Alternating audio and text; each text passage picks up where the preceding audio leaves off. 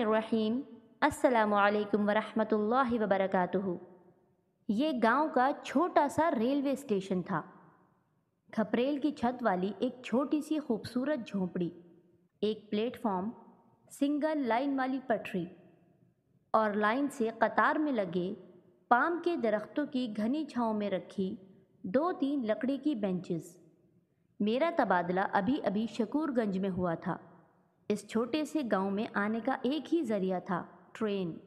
حالانکہ قصبے سے لگ کر ایک کچی سڑک شہر کی طرف جاتی تھی، لیکن یہاں کے لیے کوئی بس نہیں تھی اور نہ کوئی ٹیکسی وغیرہ ادھر کی طرف آتی تھی۔ میں ابھی ٹرین سے اترا ہی تھا اور اس چھوٹے سے ریلوے اسٹیشن کی خوبصورتی میں محو ہو گیا تھا۔ جناب، آپ ہی قیصر احمد صاحب ہو کیا؟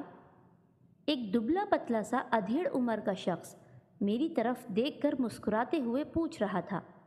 جی ہاں، میں ہی قیصر ہوں، میں نے بھی مسکراتے ہوئے جواب دیا۔ وہ شخص میرے ہاتھ سے سامان لیتے ہوئے بولا، جناب ادھر چلیں۔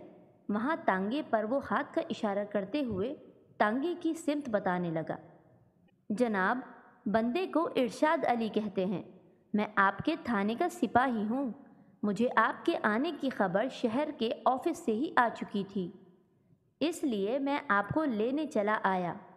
گاؤں یہاں سے تھوڑی دوری پر ہے اور یہاں کوئی سواری وغیرہ بھی نہیں ملتی، اس لیے میں ہی تانگا لے کر چلا آیا۔ تھانہ بھی بڑی اچھی جگہ پر تھا، چاروں طرف ہریالی ہی ہریالی تھی۔ گھنے درختوں کے بیچوں بیچ کھپریل کی چھت والی جھوپڑی ہی میرا آفس تھا۔ پیچھے کی طرف سے ایک چھوٹی سی خوبصورت ندی بہہ رہی تھی۔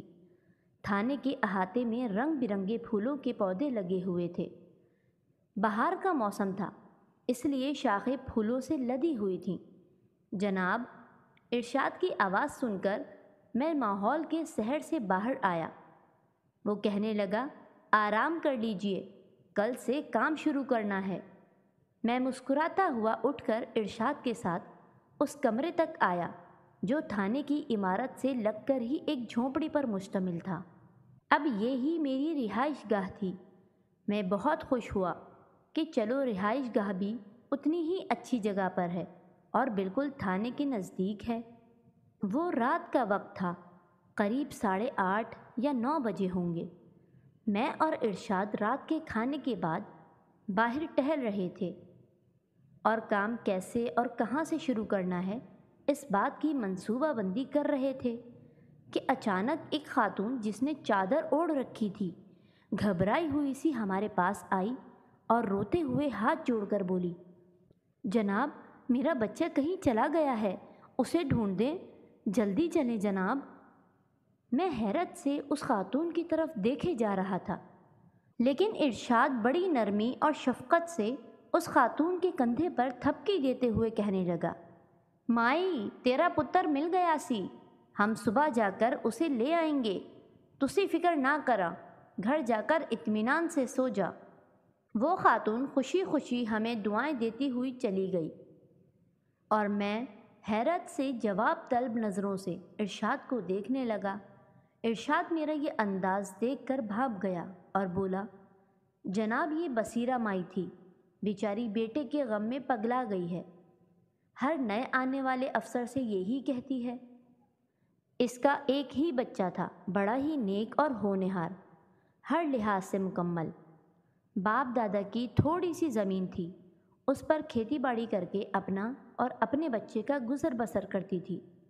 اسے ایک ہی دھن تھی، اپنے بچے کو ڈاکٹر بنانا چاہتی تھی، لیکن ایک مرتبہ گاؤں میں ہیضے کی وبا پھیل گئی۔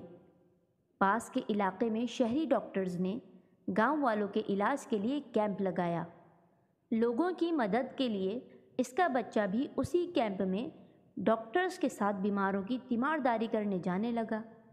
اسی باغ ڈور میں اس کے بچے کو بھی ہیضے نے جکڑ لیا۔ ایک صبح اس کا بچہ کیمپ کی طرف گیا اور پھر لوٹ کر ہی نہیں آیا۔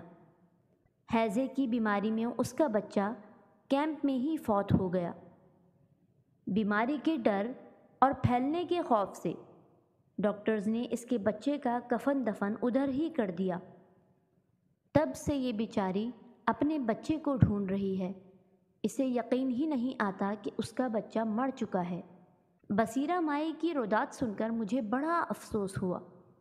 دوسرے دن صبح صبح ہی بصیرہ مائی تھانے میں آ دھمکی اور روتے ہوئے پوچھنے لگی، جناب میرا بچہ کہاں ہے؟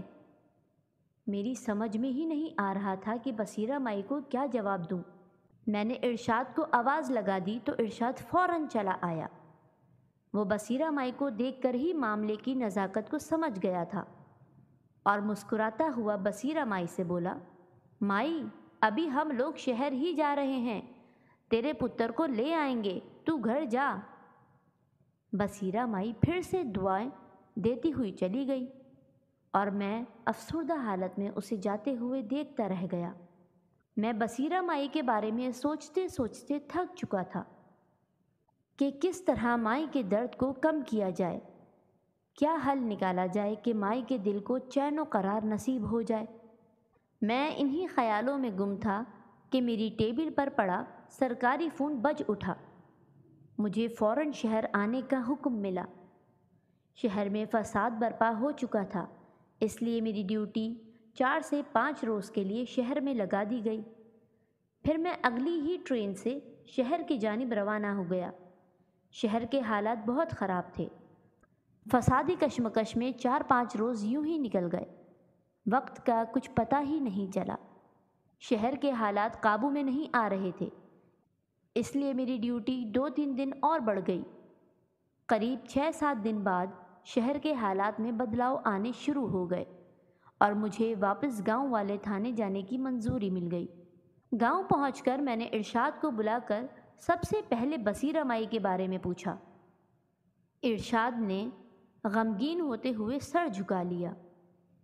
میں نے آواز کو بلند کرتے ہوئے دوبارہ بصیرہ مائی کے متعلق پوچھا تو وہ دھیمے لہجے میں بولا کہ اس بیچاری کا تو انتقال ہو گیا ہے۔ میں ایک دم چونک پڑا اور میرے منہ سے صرف اتنا ہی نکل سکا، کب؟ ارشاد اپنے آنسوؤں کو ضبط کرتے ہوئے لرزتی ہوئی آواز میں کہنے لگا، جناب آپ کے شہر جانے کے 4-5 دنوں بعد۔ میں یکدم ساکت ہو گیا۔ اس بار بھی میرے منہ سے اتنا ہی نکل پایا، کیسے؟ ارشاد نے جواب دیتے ہوئے کہنا شروع کیا، جناب آپ کو شہر جاتے ہوئے بصیرہ مائی نے دیکھ لیا تھا۔ اس بیچاری کو لگا آپ اس کے بچے کو لینے جا رہے ہیں۔ وہ خوشی سے نہال میرے پاس آ کر مجھے کہنے لگی، ارشادے بڑے جناب میرے بچے کو لینے شہر جا رہے ہیں۔ میں نے بھی اس کا دل رکھنے کے لیے ہاں میں گردن ہلا دی۔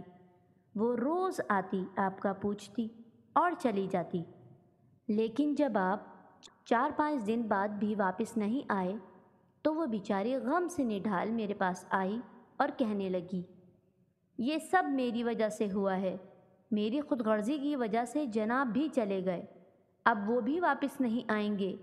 میرا بچہ گیا تھا، وہ بھی واپس نہیں آیا، جناب گئے ہیں، وہ بھی واپس نہ آئیں گے۔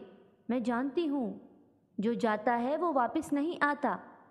میں نے جناب کو اپنا بچہ لینے شہر نہیں بھیجنا چاہیے تھا، اب جناب کبھی نہیں آئیں گے۔ میں نے اپنے مطلب کے لیے کسی اور کی گود اجاڑ دی۔ بصیرہ مائی سارا دن یہی بڑبڑاتی رہی اور اگلی صبح وہ اپنے بستر پر مردہ حالت میں پائی گئی۔ ارشاد اپنی بات کو ختم کرتے ہوئے لوٹ کر جانے لگا۔